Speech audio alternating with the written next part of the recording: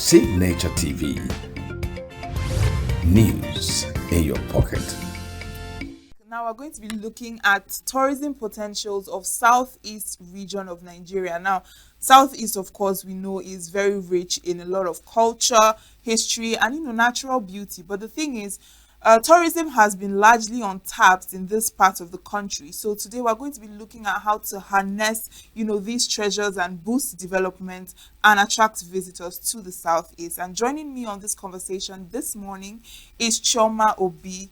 She's a travel consultant, managing director, Jans Travel Network, director of Jans Travel Business School, Enugu. Thank you for joining us this morning. Thank you, Gary. Good morning. How are you? Fine, thank you. How are you doing? Not bad. All right. It's been a restful weekend, so yeah. So now let's talk about tourism, right? We're talking about tourism in the Southeast. So what comes to mind when we say tourism in Southeast Nigeria? Well, thank you for that question. I think I've been asked that question over and over again, and I would always say the same thing. A lot about tourism in Southeast Nigeria starts from our identity. We're a tribe of people that are resilient, that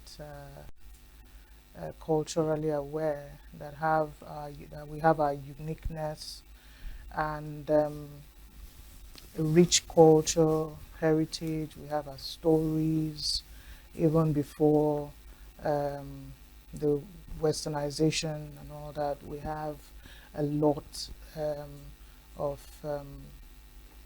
potential in terms of craft, art, handwork, and all that. So Southeast tourism tells a story about a people of resilience, a people that are hospitable, a people that are hardworking, you understand, and this kind of people that you don't just put them down. They know how to show up every day. That's the spirit of the Igbo man, the Igbo nation as a whole. Southeast tourism has food, it has our stories, it has the way we dress, it has the way we talk, our language. It's rich, you understand, and that's why every time, every day, every year, we should make it a point of duty to tell our stories the way we want the world to hear it, and not the way others want to hear it, or others want to tell the story. Yeah, exactly. So now, how would you describe the current state of tourism in the Southeast? Well, that's a very good story. I mean, a question. The current state, I would say, on a scale of 1 to 100, I'd place it at 40. Okay. Yes, there's a lot that still has to be tapped, and at least I would say 1 to 40, because at least the awareness is beginning to build. It is now that we are beginning to see people come together and call themselves a dance troupe and get dedicated to it. It's now that we're beginning to see our youths come together and tell themselves we want to perform a dance story, or want to tell a story, or put together what would I call it, comedy, using our language, using our attires, and it makes a whole lot of sense. For the challenging part, I would say that there's still a lot to be done. Awareness, first of all. Let's not keep drumming the security situation. Yes, we already know all that. We know that, but beyond the security situation, there's a lot we still can do to promote ourselves to the world. I keep telling people that tourism doesn't start and end with hiking trails. Yeah. Yes, it's a lot about creativity, innovation, and that's the reason why this year is taking a different shape in a conference coming up, where we're trying to bring forward youths to listen and tell themselves that this is something they can do beyond the challenges. Yes. Yes. So now you've said that, it's largely untapped. From what you said, on a scale of 1 to 100, we are just at 40, Mm. and the remaining 60 is just there. So now, as like, why? Because there are other areas in the country that are actually tourists coming, people coming like Obudu and all the rest. How is it? Why is it that we haven't even, gotten to that point yet where we can say this is a tourist site in the southeast? Why? Okay. Um, we haven't gotten to that point because I think for a society to move forward, the leaders point the way. Um, our leaders still have a lot to do when it comes to pointing the way and pointing it towards tourism. If you take a cue from other nations, okay, you'll see a scenario where a small fishing village becomes the tourism um, center of the world, or one of the most famous tourism centers of the world. If you also take a cue from other nations, you'll see where their government makes policies, and those policies are geared towards ensuring that this sector is protected, is tapped, is refined, and is standardized in such a way that the world can come and see. So, first of all, we start from, let's say, leadership.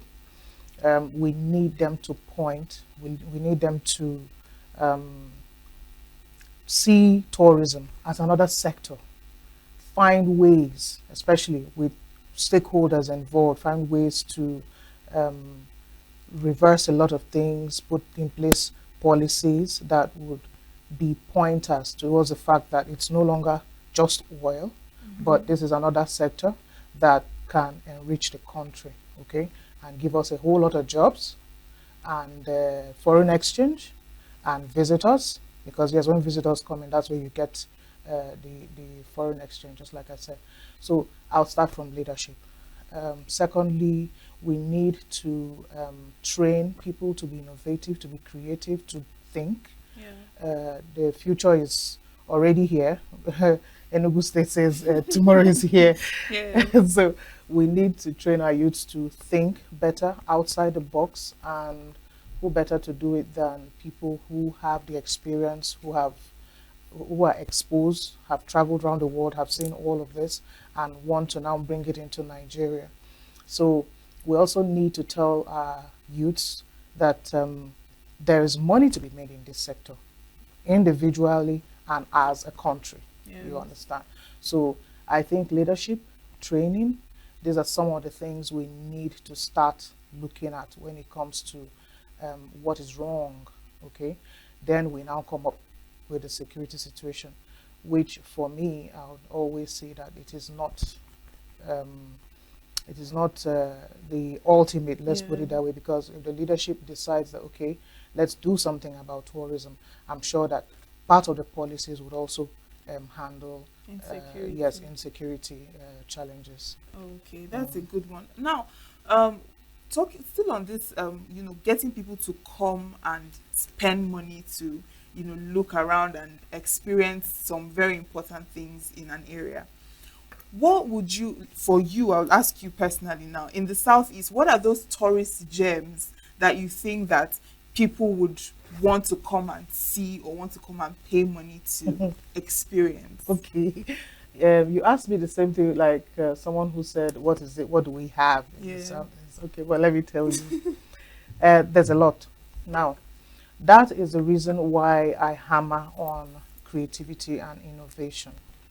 Um, you talk about what we can come into the Southeast to see, and you forget that our environment, the way it is number one. We don't need to wait until we have put in place all the skyscrapers in the world, because those who have the skyscrapers want to come and see nature the way it is. Okay, I think they have all of that, but right now they are what would I call it? Looking out for something in its virgin state, nature. Okay, looking out for a place where they can connect to, okay, um, an environment that brings out the beauty, or brings out that part of them that it's not in the bustling and the hustle of the world. Okay, now you we have our food, we have the abacha, and then we have the ayaraya, and then we have the ofunubu, and then we have okpa. And these are the kind of things they want to eat. Now, if we have visitors or we have tourists coming and we're taking care of tourists and putting them through Enugu, you find out that they are not. They'd rather want you to put them in a place like the Huts in Ufobi, Africa Center. That is what they are looking out for. They want to go not to the places you have made beautiful, but those places that have the palms, those places that you sit on wood, those places that you get to sit on mats. Do you understand? And eat our bush meat or the palm wine the way it is, not even with your cups, but in the gourds. Okay, the palm wine gourd. So originality is what we have. We still have that. Nature is what we still have. Okay, tourism is still in its natural state, and that is what they are looking for. So if we are looking to harness, we don't need to start changing our environment per se. We just need to add the touch-ups, and don't even add the touch-ups in such a way that you remove it from its original state, but let's say enhance. It's like telling a woman to make up and to enhance her face or something like that. So we do not need what we think should be what tourism is, as what they want, the Burj Khalifa and the Eiffel Tower and all that. No, ours is different, ours is unique, and we need to project it the way it is.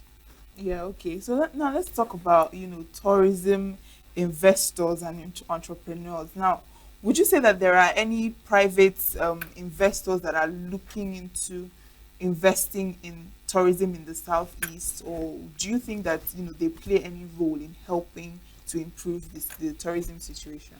Okay, you have to clean your house before you can invite visitors to come in.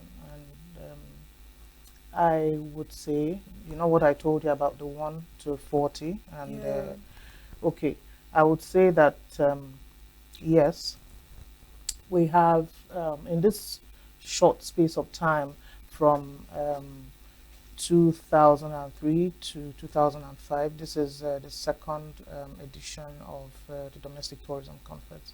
And within this time, we've had a lot of people show interest. Oh, things like this actually exist. We didn't know, you understand? And then the next question is, how do we get involved? Okay. But before you call in investor, just like you said, you must have kept your books and your house in order. So that's where we come in again with innovation. Now, we want our people to, first of all, what is it that you can offer? Identify what you can offer. Why is it unique? We're working this year with a cultural troupe, okay? And the cultural troupe has been there for a while. They've been able to harness what they have. You find out that a lot of dances in Igbo land were actually forgotten, and they've been able to resurrect those dances, you understand, and are now showcasing it in such a way that everyone wants a dance performance for a funeral. Everybody wants a dance performance for a marriage or any event. Okay, that is number one. Now, when you're done putting your house together, that is when you can expect investors. So if you do not tell people what you have, how do you expect investors to come in? How do you expect them to know that you are there? Okay, you have to say, here I am, for them to say, okay, yes, there you are. Okay, now, yes, there are investors who are ready, okay, to come into what we have, especially when they see that is original and unique.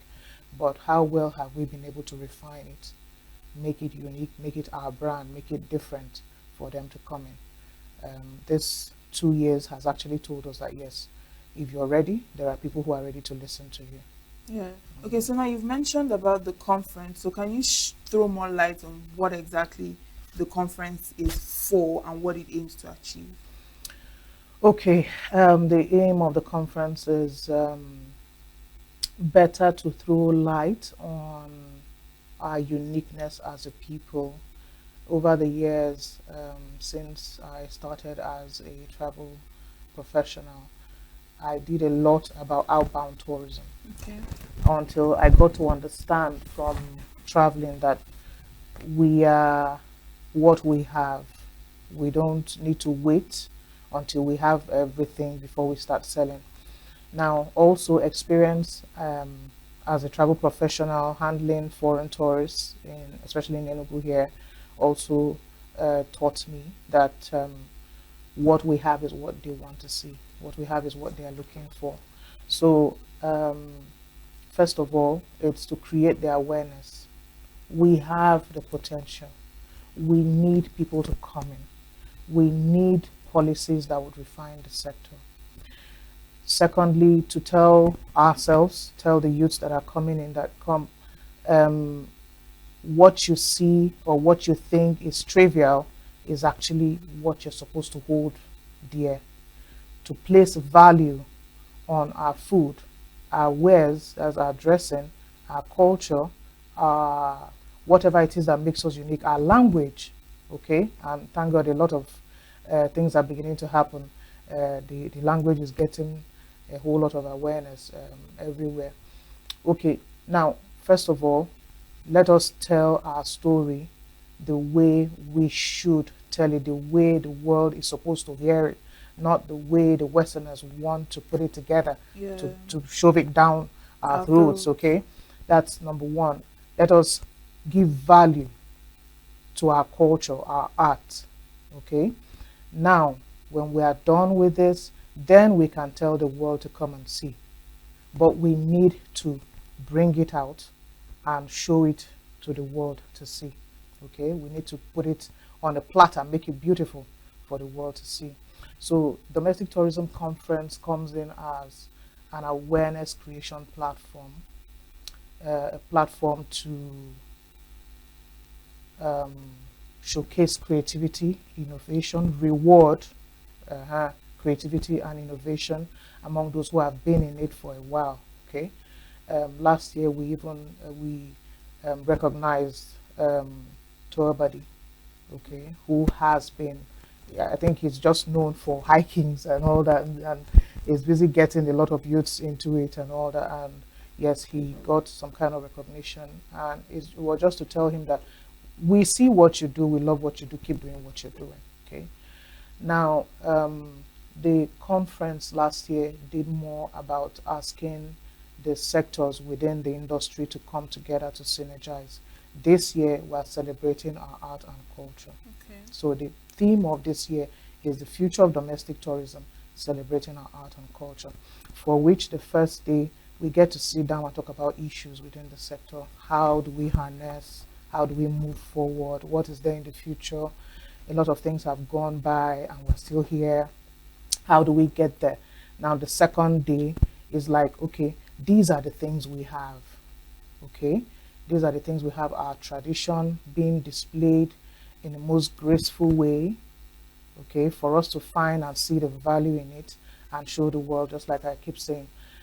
Last year we did something like a palm wine tasting competition, because Okay. I've always heard the beer fest and the beer competition and all that. So we decided to bring it in and create that palm wine tasting competition. And when I tell people that Ebonyi State won, they'll be wondering, why would Ebonyi State win? You understand? So, but you have people come in and taste, Yes. okay, palm wine from different, and this year we're making it a lot bigger, okay, a lot bigger.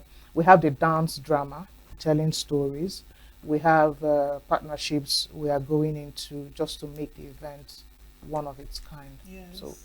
yes, that the domestic tourism conference, I think it's a very important event that would definitely shape and give shape to the sector, Oh, especially in Southeast. all right. That's a really great one. Now, looking at the creative space, when it comes to Nollywood, the actors, the movies, fashion, the music industry. Now, all these creatives have, in one way or another, taking our culture and our art, to the global scene, to the foreign scene, and a lot of people are picking interest in it. Now, would you say that this has helped in one way or another in bringing people into the country, or particularly Southeast now? And do you think that they can do more to bring people in? I think they can do more. I think that when they are telling the stories, they should not tell only the negative sides. Okay. When you're telling the stories about our Dibia, don't tell the stories. Don't tell only the part where the Dibia is supposed to make someone do something he doesn't want to do, or things like that. Also tell the part where that Dibia heals someone who is ill, where the Dibia makes something better that wasn't there before. So these are some of the things I think that they should do more about. Showcasing the originality of art, our culture, because they are the storytellers we have. So it is what you tell that the world will hear. So, and that's why we have some of them here at the conference this year, because it's important to let them know that you're the ones telling the story that the world will hear, and creating those images that the world will see. It's just like growing up, or when I watch films on Mama G. Okay. When I watch films on Mama G, and then with time, my my mind, everything about when I see her in a film will be this mother-in-law that is so wicked, that is always wicked. So they are the ones that create the image, okay, in the minds of people, especially those who are not here to see what the environment looks like. Yeah. Okay, so I think they should do more about the positive stories. Also, our social media, Yeah. because they use it a lot. I think our social media should somehow be refined. I know that you can't hold people from talking, but awareness, tell them that what you're putting forth is negative, and the ripple effect is something you wouldn't know how far it will go, and things like, I think constant information will help people understand the depth of when they take a picture and post it and it is negative, how far it goes. Bad news travels faster, or good news takes time. So I think they have a lot. They still have a lot to do. Yes, they still have a lot to do. Somehow these days it looks like they're beginning to shift from showcasing, telling the cultural stories. I think they should come back to it. Yes, I think they should come back to it. In Kemowu, Mama G, they did a lot about that. So kudos to the brothers from the West. They also do a lot, especially when putting it out on Netflix and all that. Yes, so these are some of the ways they can help and yes, do better. Do better, yes, and make the industry a better one.